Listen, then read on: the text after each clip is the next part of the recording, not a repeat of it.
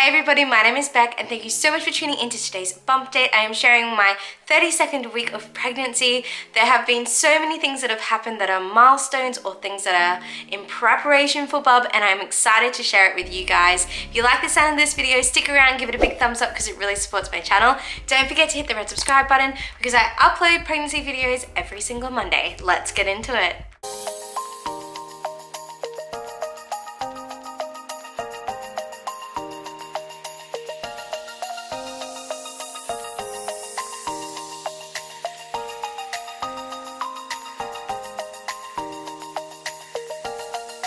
I'm going to be sharing with you my pregnancy symptoms to start with, and then I'm going to tell you the two major milestones that I had to do this week in order to prepare myself for Bub's arrival. I think it's pretty safe to say that my pregnancy symptoms this week are the normal run-of-the-mill pregnancy symptoms. There was nothing that was happening out of the ordinary in my body that I haven't really been experiencing over the duration of my pregnancy. So I'm feeling tired, my heartburn has increased again, but at the same time, these can be linked to the fact that I have a 4-year-old and a 2-year-old. Amira's been sick this week, so her sleep has been out of whack.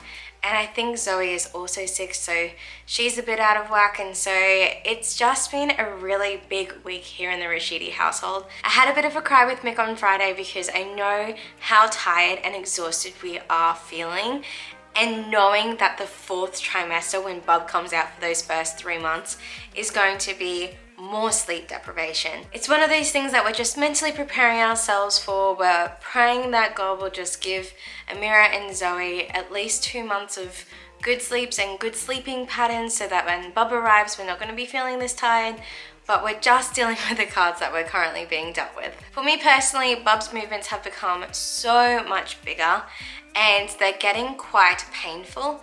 As much as I'm so thankful for them, and I'm never saying that I'm not thankful for Bub's movements because they're proof of life, it is now getting to the point, and this is the reality of pregnancy, where being a small-bodied person and having a bigger baby in my stomach, the movements are getting a little bit painful. Just like last week, I'm finding it really hard to walk fast. If I walk fast, I get low pelvic pain and I'm feeling, a lot of pressure down below, and I'll start to get a bit of Braxton Hicks at the top. So I really am trying to take it easy. My circulation this week again has been off, and I really do need to book a physio appointment.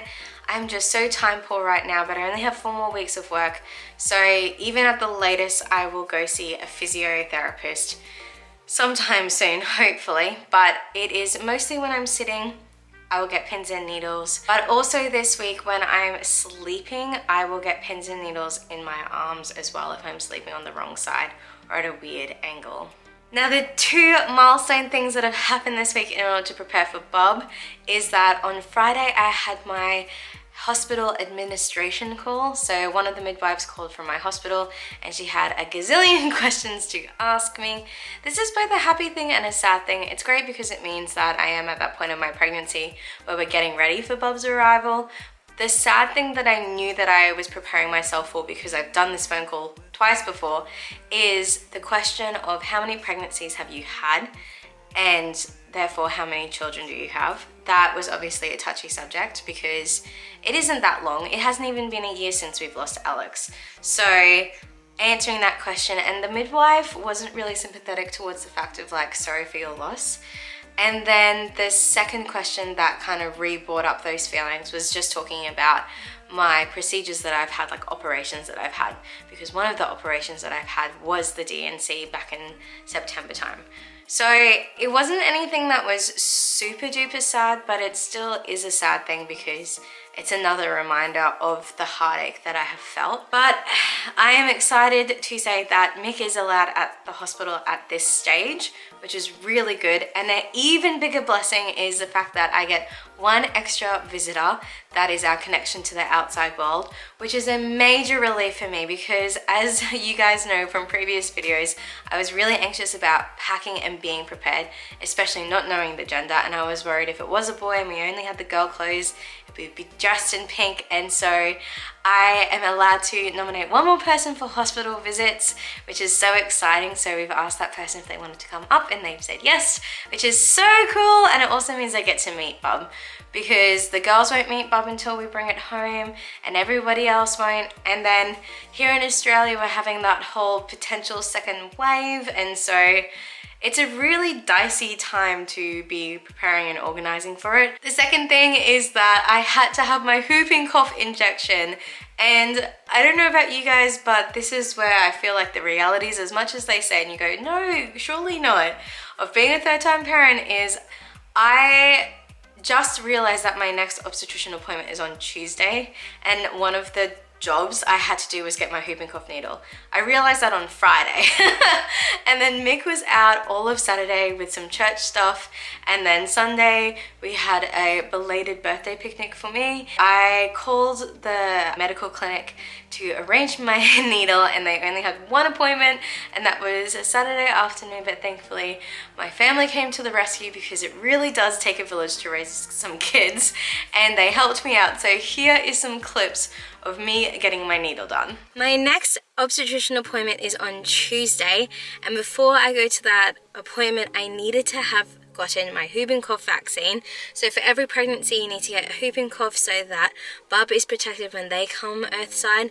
So that is what I'm quickly doing now. My sister is saving my butt because Michael is off busy today. The kids are kind of asleep. Zoe's waking up. It has been a super tough week just with the kids that we do have, let alone pregnancy symptoms and working, etc, etc. My sister is going to stay and watch the kids, and I'm going to quickly pop down to the doctor's and get this vaccine done.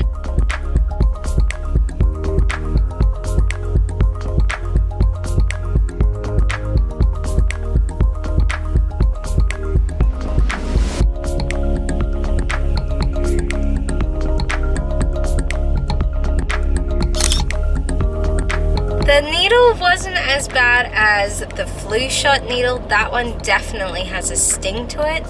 This one, however, around that 5-minute mark, my arm started to get really sore and really numb, and yeah, it's just getting slightly painful. My arm is increasingly getting more numb as each minute goes by. Now that it has been 24 hours, my arm is still feeling a bit sore. I did have to take a Panadol at the beginning of the day just because it was starting to ache again. But other than that, it really honestly isn't a big deal, and it's just one of those things that we're having to do to protect our Bob and to protect us. So if you're anxious about getting that needle done, please don't be anxious. I hate needles, honestly, I do. The biggest thing that you have to overcome is the fear.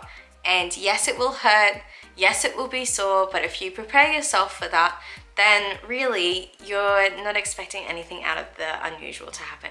Now for the exciting thing, Bub's development throughout this week. So Bub, according to the pregnancy apps, is officially 42.4 centimeters long, which is as big as a bunch of celery. Wow. And then the toy that it relates it to is one of those scooter boards where it's like the square with the little circles, and you'd hold on and you'd scoot around. That's a crazy image to think like the length of that is in me. But this all kind of makes sense because Bub is now measuring at 1.7 kilos on average.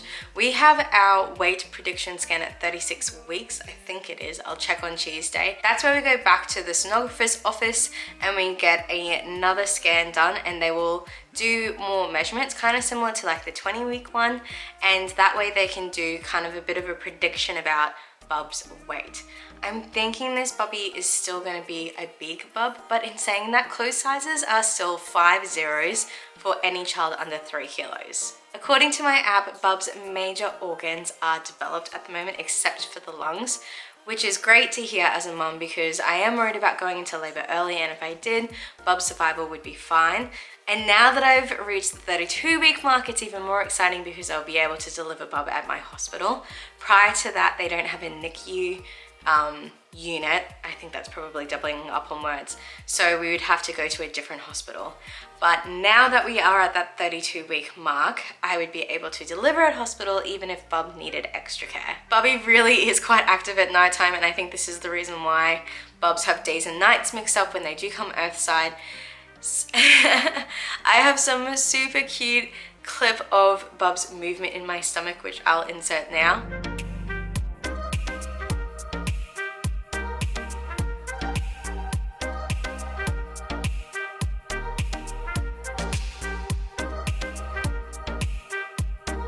Crazy to believe like that is a human life in me. Like the kids that I have now in front of me started off this small, and that is the proof of life. It's like mind-blowingly cool. As always, I'll show you a hand and foot comparison with the Ovia app, and I'll quickly show you Bub's positioning, because it's always interesting to see just why things are looking the way they're looking physically.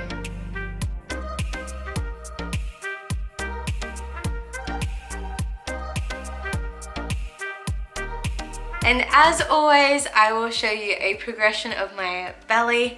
I really like this shirt. At the moment, you can't see what it is, but it is a very apt description of how my stomach is feeling. My stomach has dropped. I'm getting a lot of comments about its appearance. I'm really curious to know if maybe this is a sign of a different gender, because it is feeling a bit different, but I guess we have 8 weeks to still wait to find out. As always, thank you so much for watching this video. If you have enjoyed it, please give it a big thumbs up. Don't forget to hit subscribe and tap the bell so you get notified when I upload these sorts of videos. Comment below saying hi if you're pregnant as well. I'd love to hear about your pregnancy journey and how you're going, because this parenting gig doesn't come in the rule book. We only have each other, and I'll see you in my next video.